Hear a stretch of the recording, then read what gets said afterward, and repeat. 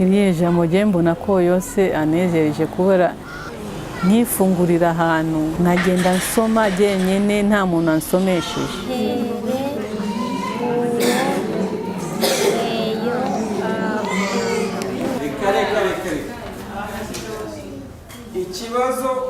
Iyo tubigisha gusoma no kwandika babasha kwisomera ibinyamakuru.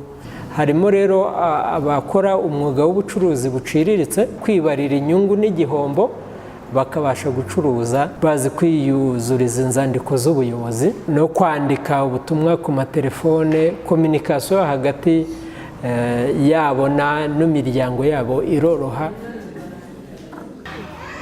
Ni impamvu yo kubera ababyeyi banjye nyine twari abakene mbese akaba ari nkanjye ushobora kuba wari ubatunze, nicyo cyatumye mbihagarika.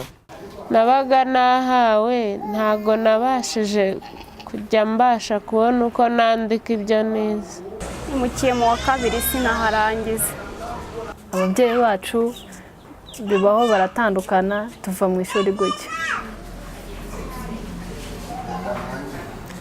Uko gahunda iteguye ubundi baba bagomba kwiga mu mezi 6, amezi y'isuzuma bumenyi cyangwa evaluation, noneho nayo kuba umuntu yakuramo ubukererwe muri porogaramu bitewe cyangwa se bakaba banasiba.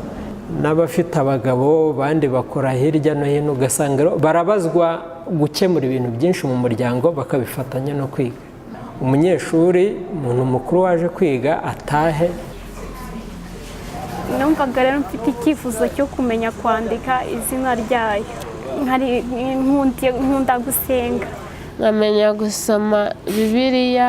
Najya nk'ahantu wenda nkisomera icyapa ku buryo ngera no mu rugo bakareba mu kaye bakareba namba ari 0 bakambwira ngo hano wari wakosheje wari kwandika gutya, bakambona nanditse nabonye 5 kuri 5, 3 kuri 3 wagerageje.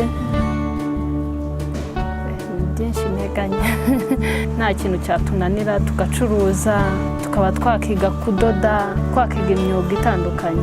No tuzange gusa mbonye nk'akazi kabasha kumpa icyo nshaka, yaba niyo nzu nyikodesha nkayibona nkabona icyo kwishyura cyangwa se nabona n'iyanjye, ni amahirwe yaba yiyongereye cyane.